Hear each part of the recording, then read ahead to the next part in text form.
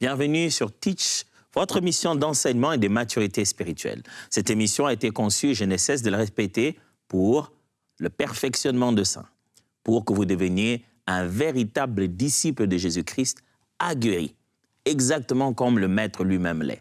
Cette semaine, il a plu au Seigneur que nous puissions aborder un sujet pas le moindre. Nous allons parler de la foi. Dans plusieurs conversations de Jésus-Christ dans la Bible avec les disciples, le sujet de la foi est revenu au centre, comme le moyen par lequel on obtient l'exaucement en nos prières. Et la foi est enseignée dans le Nouveau Testament et en prenant, pour exemple, des personnages de l'Ancien Testament, prouvant ainsi que la foi elle-même, elle a déjà commencé beaucoup plus tôt que l'arrivée de Christ sur la terre. Pour cette semaine, nous allons apprendre ce que veut dire réellement la foi et nous allons le faire aussi à travers ce personnage biblique, surtout la plupart d'ailleurs tous de l'Ancien Testament, le modèle qu'ils ont donné de ce que la foi véritable est. Mais pour maintenant, concentrons-nous à nous poser cette question. As-tu la foi? C'est quoi la foi? Alors, let's teach. Grandissons ensemble.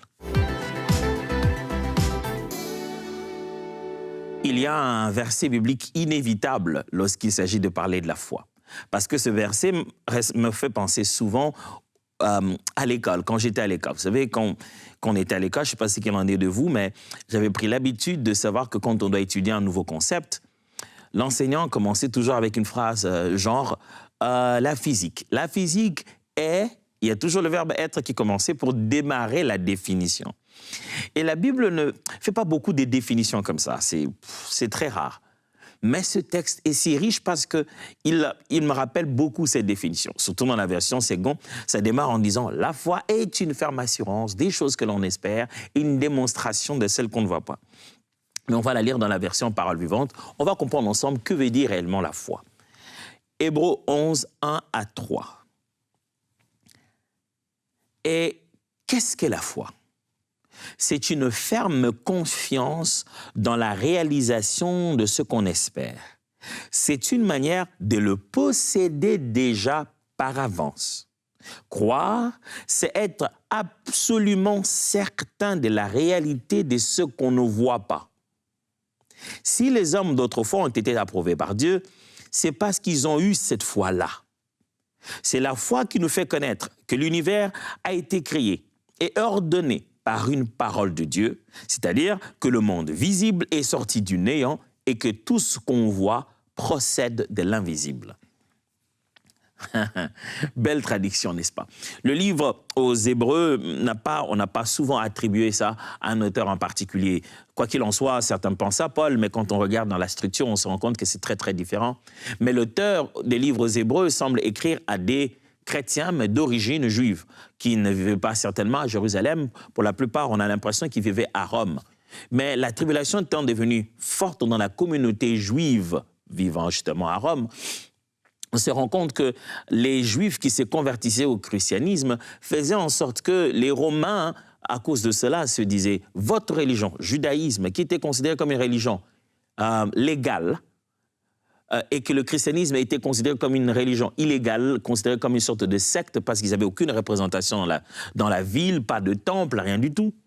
Alors les enfants juifs, nés de juifs vivant dans le judaïsme, se convertissant au christianisme considéré comme secte, devenaient l'objet des tourments de leurs parents. C'est-à-dire que l'État finalement se disait, allez voir les parents, ils disaient, si vous n'arrêtez pas votre enfant, vous n'arrêtez pas votre fils, votre fille, vous ne le faites pas sortir de là, on vous reprend votre terre, on vous reprend vos possessions. Et la tribulation là dans la famille revenait justement sur les chrétiens. Et on essaie de leur dire, mais pourquoi vous voulez aller dans cette affaire de Jésus? Tout ce qu'on enseigne là-bas, on l'enseigne déjà ici aussi dans la Torah. Pourquoi vous voulez?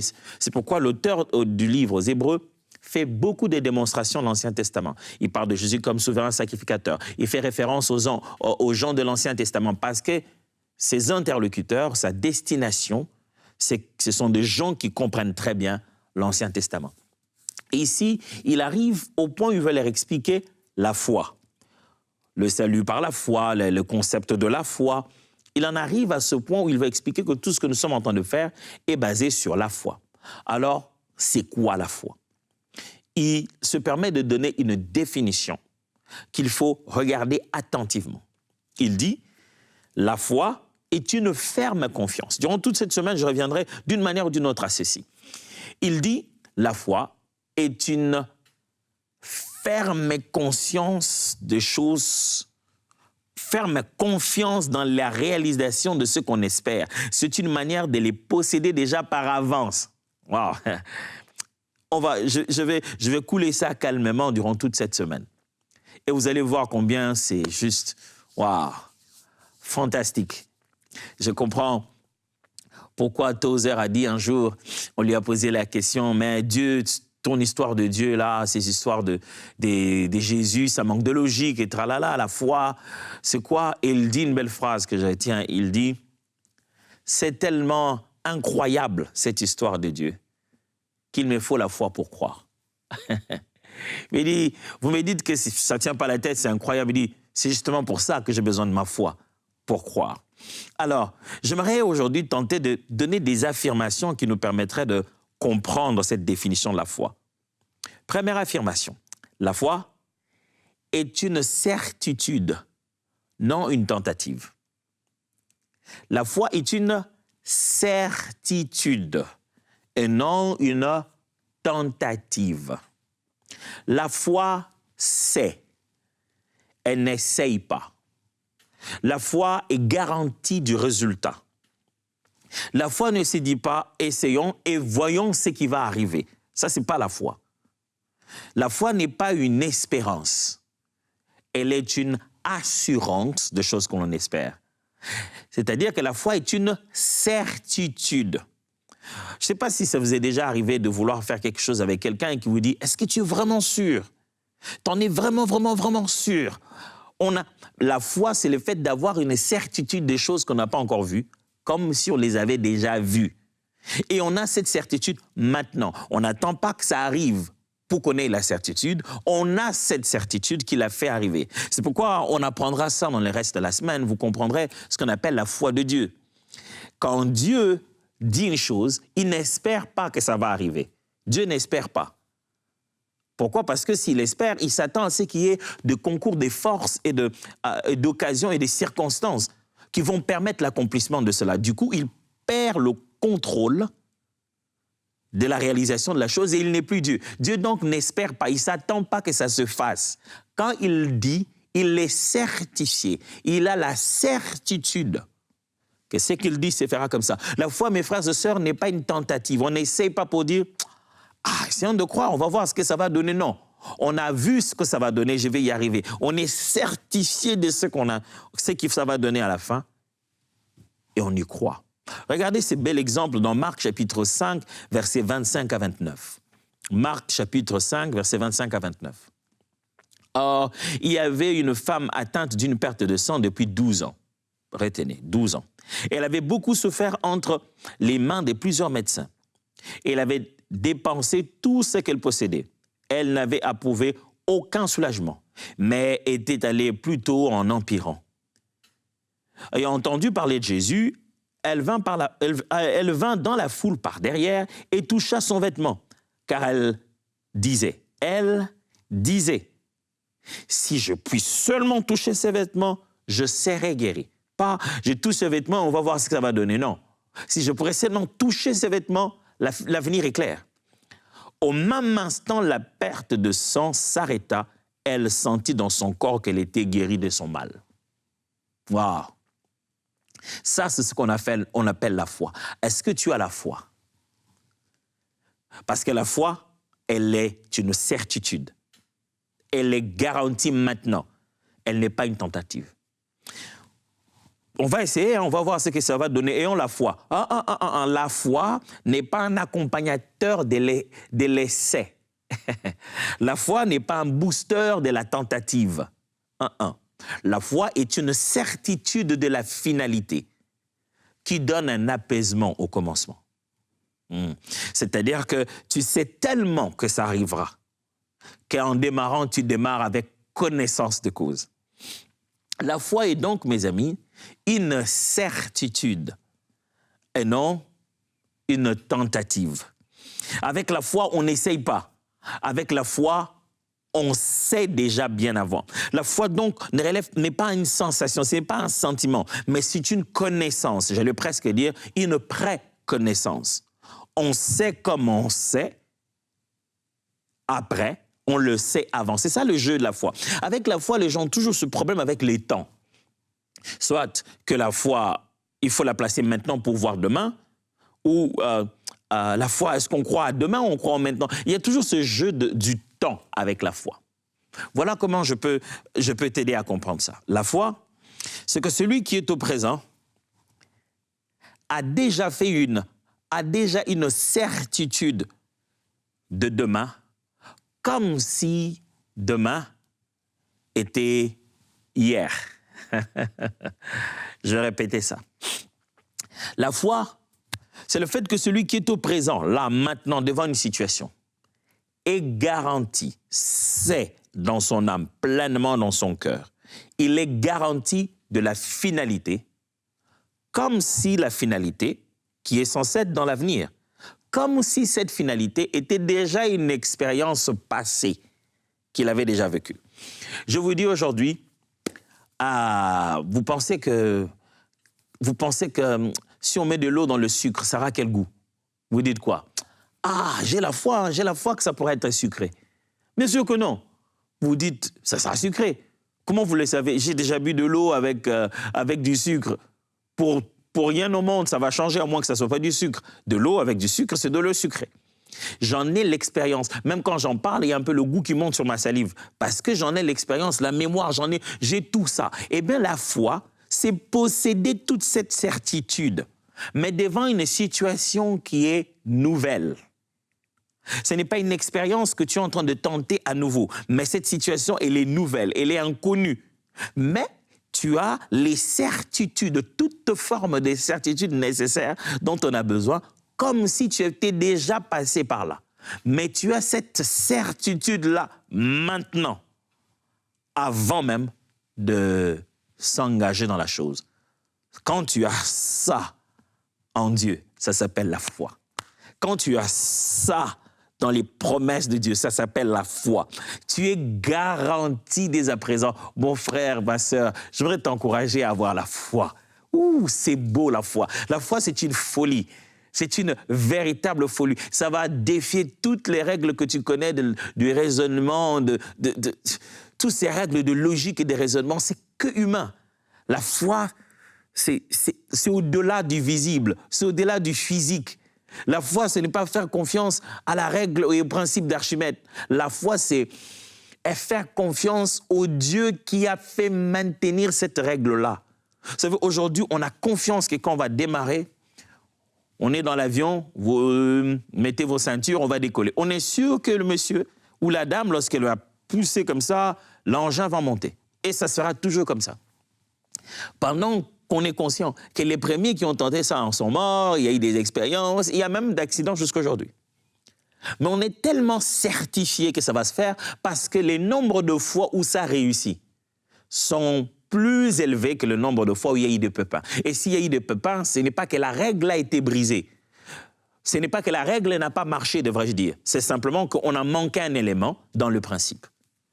Comment pouvez-vous croire à un principe que vous avez découvert sur la terre et croire à sa fidélité et ne pas être capable de faire confiance à celui qui a créé le principe?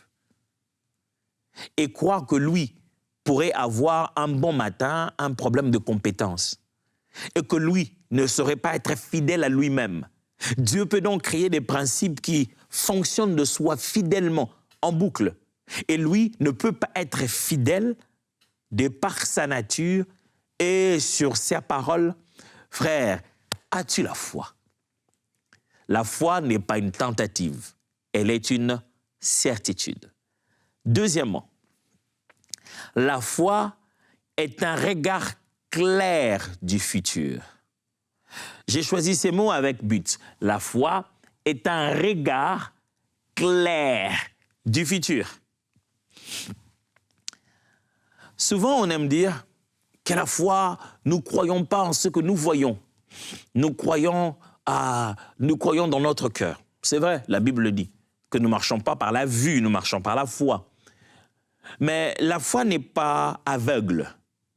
La foi est aveugle du monde, mais elle n'est pas aveugle de l'invisible. La foi ne voit pas les réalités physiques, mais elle voit. elle voit les réalités spirituelles. Tout à l'heure, l'exemple de la femme au sang coulant que nous avons lu ensemble, elle a dit ceci.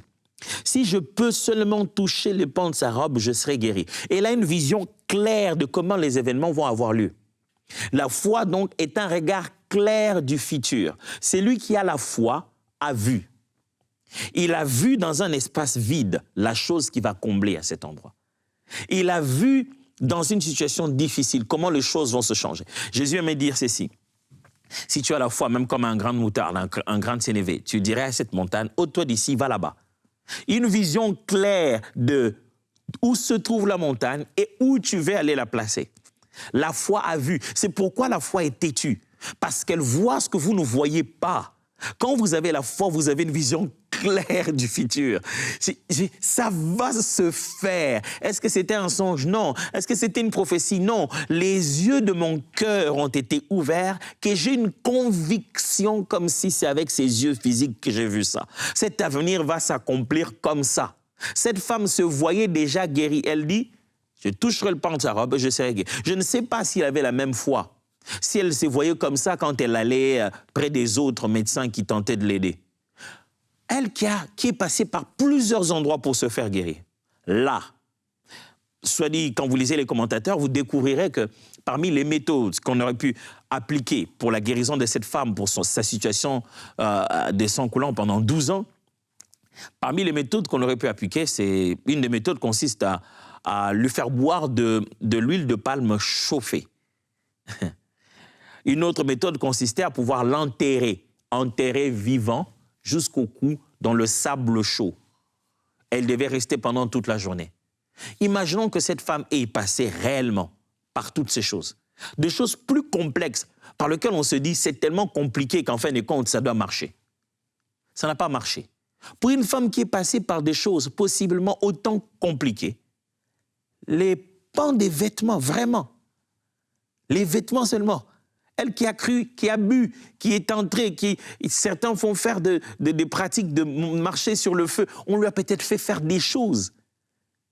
Là, elle était sur le point, elle, de faire quelque chose dont elle était certifiée que le résultat sera connu. La foi, mes amis, est une vision claire du futur. Celui qui a foi a vu. Il a déjà vu. Il n'est pas encore dans la terre promise, mais il la voit. Il l'entrevoit. Il le sait. Ses yeux de l'intérieur ont déjà vu cela. Regardons ça dans Matthieu chapitre 15, versets 11 à 28. Un très bel exemple. Matthieu 15, 11 à 28. Jésus étant parti de là, se retira dans le territoire des Tyr et des Sidon. Et voici une femme cananéenne qui venait de ces contrées, lui cria « Aie pitié de moi, Seigneur, fils de David. Ma fille est cruellement tourmentée par les démons. » Il ne lui répondit pas un mot. Et ses disciples s'approchèrent, lui dirent avec insistance « Renvoie-la, car elle crie derrière nous. » Il répondit « Je n'ai été envoyé qu'aux brebis perdues de la maison d'Israël. » Mais elle vint se prosterner devant lui, disant « Seigneur, secours-moi. » Il répondit « Il n'est pas bien de prendre le pain des enfants et de les jeter aux petits chiens. »« Oui, Seigneur, dit-elle. Mais les petits chiens mangent les miettes qui tombent de la table de leur maître. » Ouh! Oh, cette femme est trop forte. Waouh! Jésus s'en va, faisant même pas cas d'elle. Elle insiste, mais Jésus n'est même pas occupé. C'est comme s'il ne la voit pas. Oh, je voudrais imaginer ça aujourd'hui. Une femme qui m'appelle en cours de route, je viens dans une convention, elle insiste, « Pasteur, prie pour moi, prie pour moi. » J'ai dit non, mais je ne suis pas venu pour ça. Et puis, je continue à avancer, et puis elle vient devant moi, elle se prosterne, « Homme de Dieu, prie pour moi. » Je dis non, on ne peut pas donner... J'imagine cette séquence. Elle est déjà sur TikTok avant que ça finisse. Avant même qu'on ait fini de vivre ça, c'est déjà sur les réseaux sociaux. Et avec un titre, « Regardez ce que les hommes font de la grâce que Dieu leur a donnée. L'orgueil amène à la chute. Il suffit que Dieu vous élève un peu et vous commencez à faire ça. » Des fois, les gens parlent de la foi, mais ils n'ont pas la foi. Ils ont une bonne raison, un bon raisonnement, ils ont une continuité de faits prévisibles. Ils ont une tendance à à utiliser du futurisme. Ils se disent, ça va tellement de soi que le futur est déjà dessiné. Mais ne savent pas avoir une vision divine de demain, pendant que rien ne prête à ça. Mais aujourd'hui, ils savent que demain sera comme ça. Cette femme vient voir Jésus et Jésus lui dit, bah écoute madame, c'est la nourriture des enfants, je ne peux pas les donner aux chiens. La femme, tout de suite, se plonge dans cette vision de Jésus. Jésus dit, voici la peinture, voici le tableau, madame. Moi et les enfants que Dieu m'a donnés, nous sommes à table et je dois leur donner la guérison comme une nourriture. Dieu m'a envoyé aux brebis perdues d'Israël. Ce sont eux les enfants. C'est ça un peu son anecdote, c'est ça un peu son image. Les enfants, c'est les brebis perdues d'Israël. Les pains, c'est la guérison, le ministère que Jésus exerce. Il dit, le Père m'a envoyé pour donner ça aux enfants. La guérison, j'en ai, mais pour les Juifs. Vous autres qui ne l'êtes pas pendant ma mission maintenant, vous êtes un peu comme si, voilà, vous étiez là-bas comme des chiens. La nourriture des enfants, les enfants n'ont pas encore mangé, je ne vais pas donner aux chiens. La femme dit ceci, pas de problème. Quand les enfants ont mangé leur part, il y en a qui tombent à table. Ça suffit. Oh, madame, est-ce que tu es en train de me dire que les miettes sont tout ce dont tu as besoin malgré que tu as réellement faim? La femme est en train de dire, il me suffit de très peu de toi pour combler la grosse faim que j'ai. Mon problème est tellement grand, mais il suffit des miettes. Ou j'ai envie de me demander, est-ce que les enfants qui mangent à table sont rassasiés par ça? Parce que les chiens qui mangent les miettes sont guéris par les miettes. Est-ce que ceux qui mangeaient à table étaient conscients de ce qu'ils consommaient? Jésus a entendu cette foi. Elle a dit, wow, qui te soit fait selon ta foi. Jésus est touché par cette forme de foi. Qu'est-ce qu'il y a? Cette femme est entrée dans la vision de Jésus de la situation. Et dans cette vision de la situation que Jésus avait, cette femme s'est positionnée clairement pour recevoir. Elle aurait pu se dire, mais c'est quoi cette affaire, Jésus? Pour qui tu te prends? Tu me traites des chaînes. C'est ce que tu dis? Moi, c'est un chien. Elle dit, je reste chien comme tu me vois, mais j'ai des droits dans ma position des chiens. Alléluia, gloire à Dieu. Est-ce que tu as la foi? La foi, c'est de découvrir ses droits dans la vision de Dieu. Tu entres, tu vois le futur comme Dieu le voit et tu découvres ta part à l'intérieur. Cette femme regarde et dit, c'est ça la situation. Dieu, c'est comme ça que tu vois la chose? Ok, super. Donc, si je suis un chien dans cette situation, je vais manger les miettes. C'est impossible que je ne mange pas. Même dans ma position des chiens. Tu aurais pu limiter ton image, Jésus, en disant, je suis venu pour donner le pain aux enfants. Je n'aurais pas eu de possibilité. Mais tu m'as intégré dans cette vision des faits. Ça veut dire que j'ai une opportunité.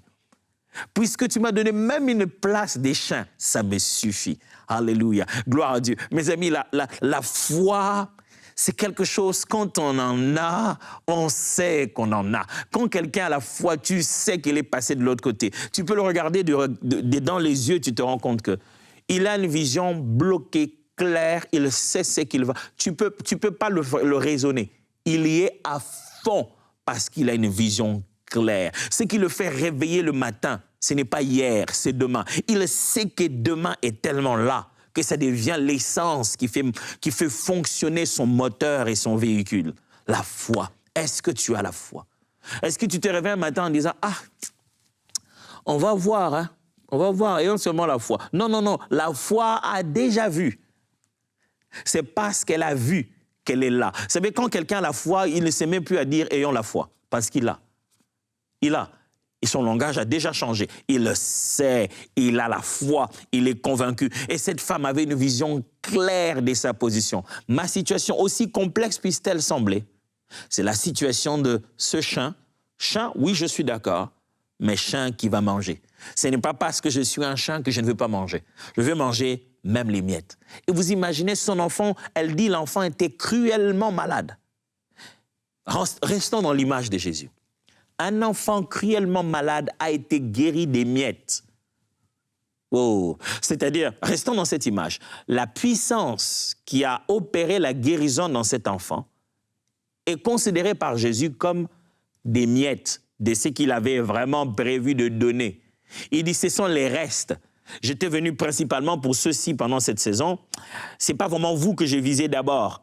Mais le peu qui peut se retrouver à gauche, à droite, là, ce sont les miettes qui ont changé toute la vie de cette femme. Oh, je prie Dieu, que tu ne puisses pas attendre nécessairement des grandes choses. Des fois, on veut tellement beaucoup. Dieu, donne-moi une foi qui déplace, la foi qui déplace des montagnes n'est que très petite. Et si Dieu n'avait que des miettes, est-ce que tu ne prendrais pas? Et enfin, la troisième des choses pour aujourd'hui, la foi est la conscience absolue que l'invisible est réel. C'est le texte que nous avons lu au début qu'il a dit dans Hébreux. Hébreux 11, 1 à 3 l'a très bien dit. C'est une ferme confiance dans la réalisation de ce qu'on espère. C'est une manière de posséder déjà par avance. Croire, c'est être absolument certain que la réalité de ce qu'on ne voit pas. Être absolument certain de la réalité de ce qu'on ne voit pas. La foi est la conscience absolue que l'invisible est réel. Frères et sœurs, la réalité n'est pas faite du visible. C'est important de le savoir. Ce n'est pas ce que tu ne vois pas qui n'est pas réel. Ce n'est pas parce que tu ne le vois pas que ce n'est pas réel. Les choses qui sont réelles, les êtres qui sont réels, les endroits qui sont réels ne sont pas tous visibles à l'œil nu. N'est-ce pas? Allez, je ne veux pas trop spiritualiser. Les gens préfèrent bien qu'on parle avec un langage scientifique. OK. Est-ce que tu es sûr de voir ta maladie avec tes yeux, à l'œil nu? Est-ce qu'on ne va pas amener ça chez les laborantins pour qu'ils essaient de voir dans ton sang des substances et des microbes? Quand tu regardes ton sang comme ça, tu ne vois rien. Mais on doit zoomer jusqu'à voir des cellules et jusqu'à voir des petits trucs qui sont en train de danser, de bouger à gauche, à droite. Pendant que ces trucs dansent en toi, tu as de plus en plus de la fièvre. Est-ce que cette maladie, parce que tu ne la vois pas, elle n'est pas réelle? Tu en ressens pourtant les réalités. Quand on se bat avec des démons, vous avez déjà vu des démons, vous? Tout ce qui est réel n'est pas nécessairement visible. Et la foi, c'est avoir une conscience absolue que l'univers n'est pas fait que du visible. Et tout ce qui n'est pas visible existe pour autant. L'existence n'est pas que visible. Dans l'existence, il y a le visible et l'invisible. Et c'est très intéressant d'avoir que ce texte de Hébreux 1, 11 plutôt 1, dans l'une des versions anglaises, dit ceci. La foi, c'est une main qui traverse l'invisible pour aller y chercher dans l'entrepôt divin et l'amener au physique. C'est-à-dire, la Bible dit, c'est des choses invisibles, Dieu appelle aux visibles les choses invisibles comme si elles existaient déjà. C'est parce qu'elles existent déjà, parce que l'existence, ce n'est pas que le physique, c'est aussi l'invisible. La foi, c'est donc avoir cette certitude que ce qui est invisible existe pour autant et que c'est réel. As-tu la foi? Si tu n'en as pas, demande à Dieu. Et tu seras très étonné de te rendre compte qu'en fait, tu en as déjà. Et on va enflammer cette foi pendant cette semaine. Alors reste avec moi durant toute cette semaine et nous allons voir les montagnes se déplacer par la foi. Dieu vous bénisse et à demain.